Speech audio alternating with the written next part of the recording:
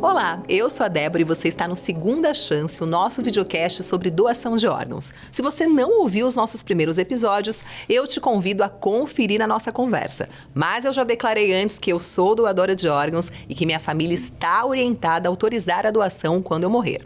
A doação de órgãos é um ato de amor para superar. E nós precisamos falar sobre isso. E no programa de hoje a gente vai conversar aqui com o Braulio, que não era doador de órgãos, mas acho que já mudou de ideia. Braulio, obrigada por ter aceitado o convite e pela participação aqui no nosso videocast também. Obrigado, o prazer é meu. Isso aí. Contamos também com a presença aqui novamente do Dr. Leonardo Borges, coordenador da Organização de Procura de Órgãos do Hospital das Clínicas da Faculdade de Medicina da Universidade de São Paulo. Bom, e agora, para a gente conversar um pouquinho, iniciar essa nossa conversa, a gente sabe que antigamente, eu acredito que até nos dias de hoje, a gente ouve um monte de histórias sobre a doação de órgãos, e especialmente sobre tráfico de órgãos, sobre a falta de segurança no processo de doação. Isso realmente aconteceu, doutor, ou são apenas histórias aí inventadas? São histórias. Isso é como a gente chama hoje de fake news. Ou seja, não existe nenhum caso no Brasil de comercialização de órgãos. E é ilegal, inclusive. Isso está na lei de transplantes, ou seja, comercialização de órgãos é ilegal. E você trouxe aqui, né, nos outros videocasts também sobre a transparência desse sistema. Então, acho que é importante a gente reforçar isso também, né, doutor? Também, o sistema é extremamente transparente e realmente o órgão vai para quem precisa. Existe uma fila, que é o Cadastro Técnico Único, que está no Sistema Nacional de Transplante e nas secretarias estaduais de transplantes, via Central Estadual de Transplante. Essa fila ela é respeitada sempre, com critérios que são internacionalmente aceitos para cada órgão, né? Então, o critério para rim é um, para coração, para pulmão, para fígado.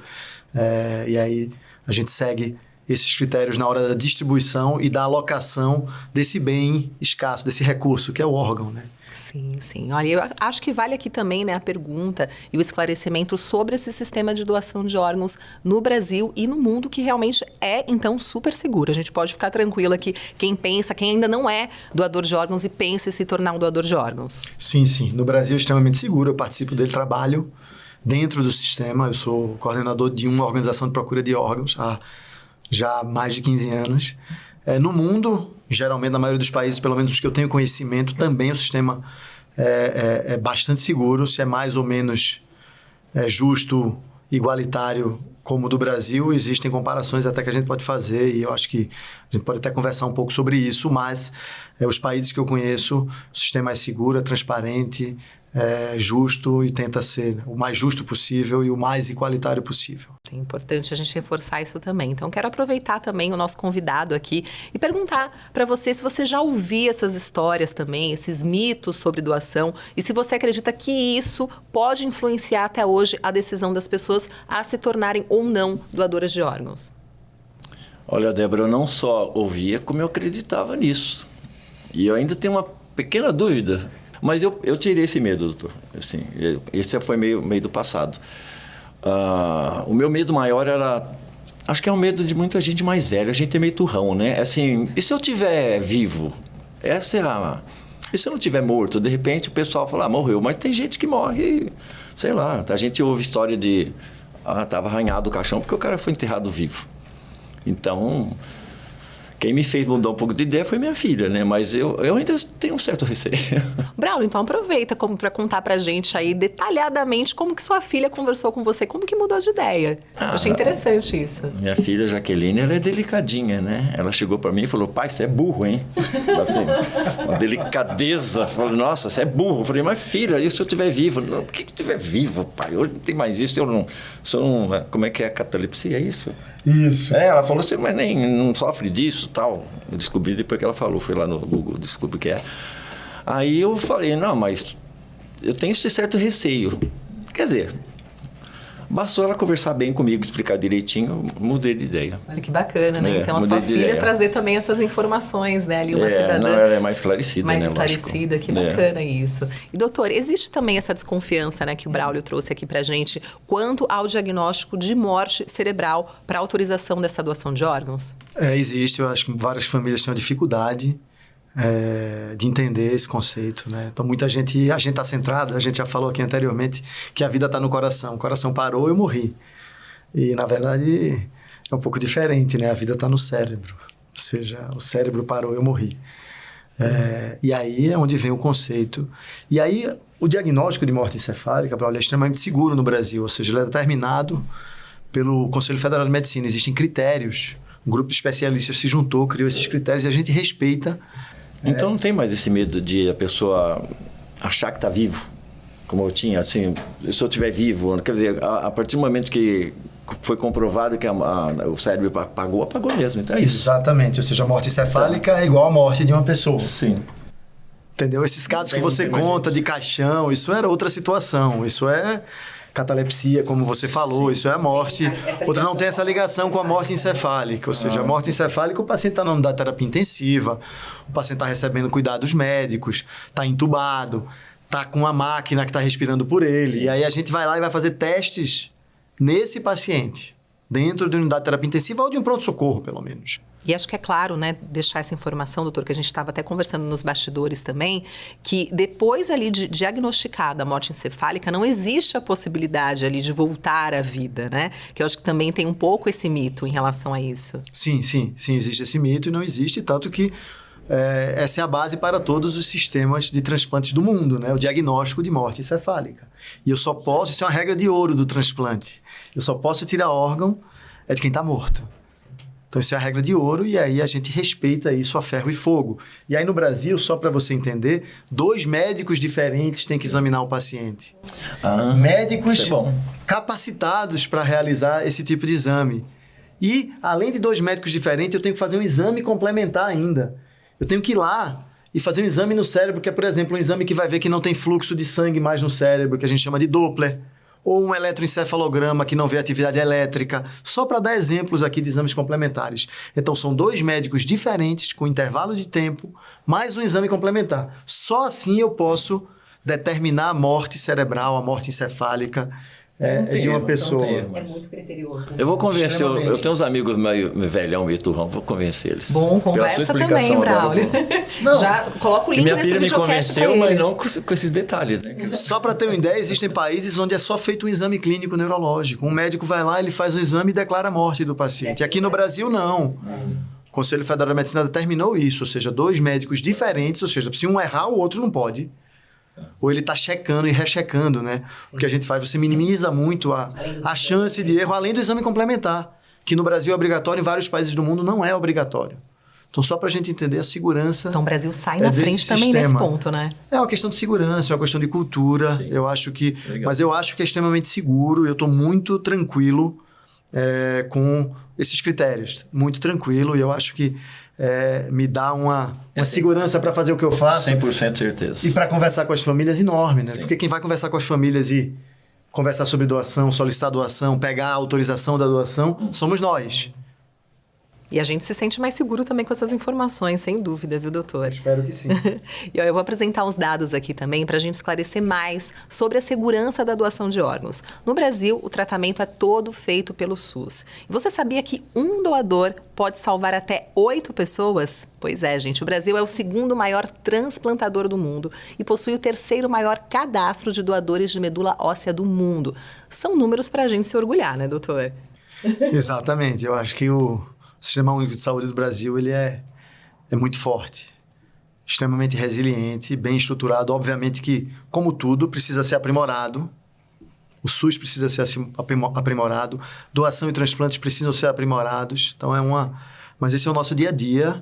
A gente está trabalhando para isso e a gente espera que isso que a gente está fazendo aqui ajude as pessoas a decidirem e façam que as pessoas pelo menos pensem sobre doação e conversem com suas famílias, assim como o senhor conversou com sua filha, a Jaqueline, não é isso? Me convenceu naquela delicadeza que lhe é peculiar. E que ela fez você mudar de ideia, ou pelo menos pensar sobre isso. Sim.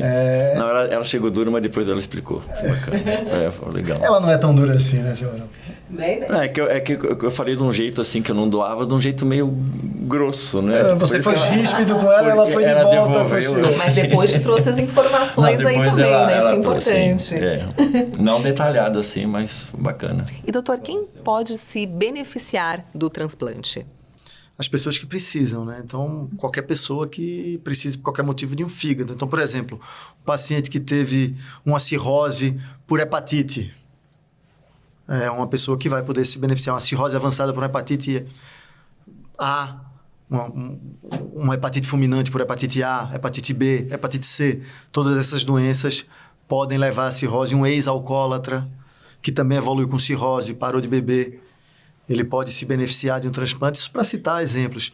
No caso de rim, por exemplo, diabéticos hipertensos que perderam função renal e entraram na diálise. Há uns anos atrás, eles reclamavam muito de fila longa. Tem gente que fala, tô aqui na fila, vou morrer antes. Mudou isso? Infelizmente, a fila ainda é longa no Brasil. Infelizmente, a gente precisa aprimorar muito isso. Independente do de quanto a gente melhore, fila vai existir sempre. Depende do órgão, a fila é diferenciada. A fila é maior ou menor, independente do órgão. Então, a maior fila hoje é para rim. Então, mesmo que esse número aumente de doadores, essa conscientização, doutor, foi o que você falou, né? Eu acho que vai continuar existindo essa fila, porque sempre pessoas precisam muito mais de órgãos do que até o número de doadores ali também, né? Então, Sim, exatamente. O pool de doadores a gente chama, ou seja, o universo de doadores, ele é finito. O universo de receptores, ele não é finito, ou seja, existem várias doenças, a população vai envelhecendo, mais hipertensão, mais diabetes, mais obesidade, e aí todo mundo sabe que isso tem acontecido cada vez com mais frequência. A pandemia empurrou a gente para isso um pouco, né? Mais sedentarismo, piora dos hábitos alimentares, então maior o número de órgãos necessários. Por quê? Porque essas doenças levam ao rim terminal. Precisa de mais campanha, então, né? Também, exatamente. Agora, o que é que pode mudar isso? E a gente falou também um pouco, é o xenotransplante. O que é isso? Você conseguir fazer órgãos geneticamente modificados em porcos, que é isso está sendo estudado já. Achei isso interessantíssimo. E você conseguir comprar ou vender esses órgãos, ou você conseguir utilizar esses órgãos. Então, talvez o xenotransplante no futuro, que eu não sei o quão próximo eu não acompanho, eu não faço isso, não acompanho isso, mas eu sei que já existem várias pesquisas sobre isso e já foram órgãos implantados de porcos geneticamente modificados em pessoas. Isso já aconteceu nos Estados Unidos. Então, talvez isso mude essa história das filas. Mas dá para a gente diminuir, melhorar, diminuir mortalidade e fazer com que as pessoas esperem menos. E Braulio, você comentou aí, né, que você tem amigos, outras pessoas aí também que têm essa dificuldade até de entender, ou até talvez tenham dúvidas também como as suas em relação à doação de órgãos. A gente pode contar com você aí para você conversar e levar, inclusive, esses dados aqui também, compartilhar o link do nosso videocast para essas pessoas? Sim, claro. Eu assim... Nunca, não é que algum amigo meu falou que é contra. É pelas ideias antigas eu percebo que provavelmente eles são contra. Ou alguns deles vão falar, não vou doar, eu tenho medo, como eu tive. E você sente que às vezes pode ser também uma dificuldade de se conversar sobre isso, de se conversar sobre a morte também. De repente ele não tem uma filha assim para falar, né?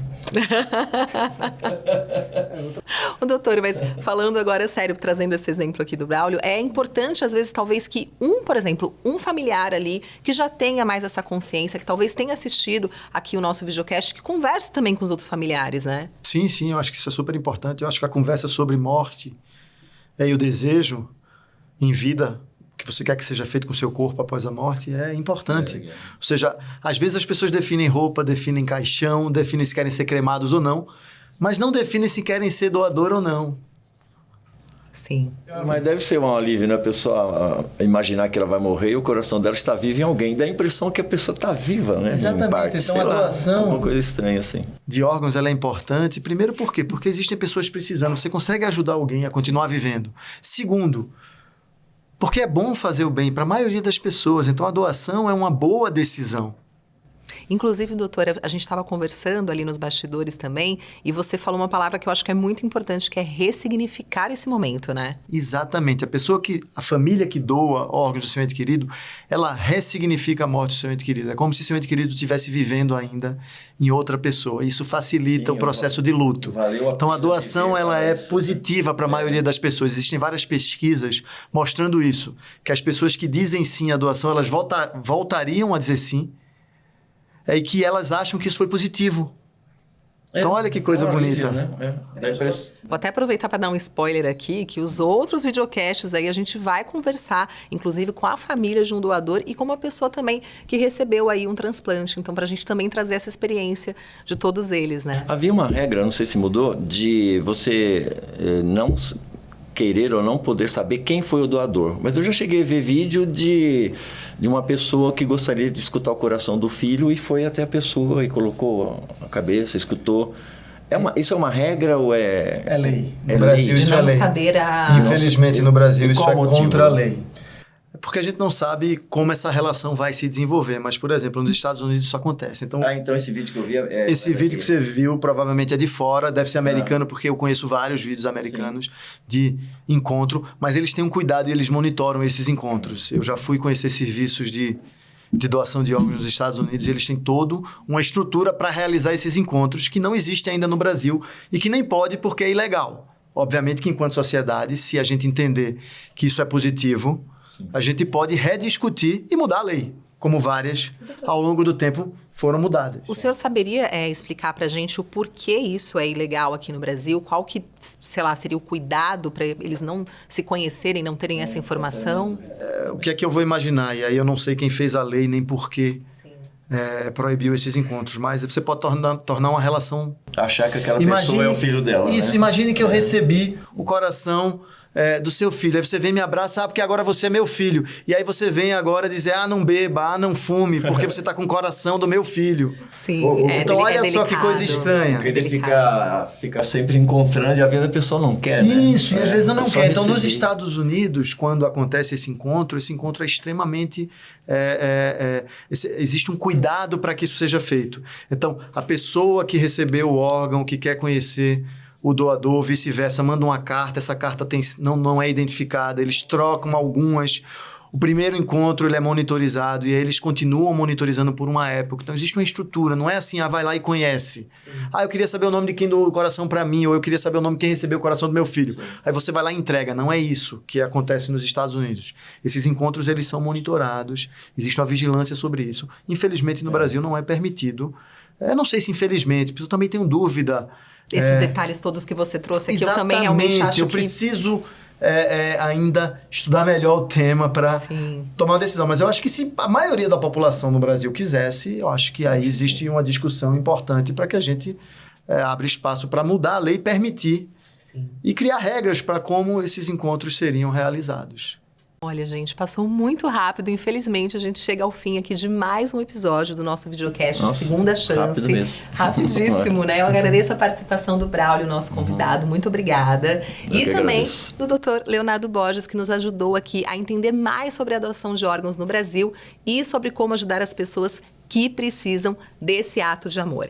Lembrando vocês que no próximo episódio a gente vai entender como é feita a doação de órgãos em outros países e por que o índice de doação aqui no Brasil ainda é baixo. Eu espero você, não percam. E nunca é demais repetir, diga sim à doação de órgãos e tecidos e converse com a sua família. Para mais informações, acesse www.gov.br/doação de órgãos e até a próxima.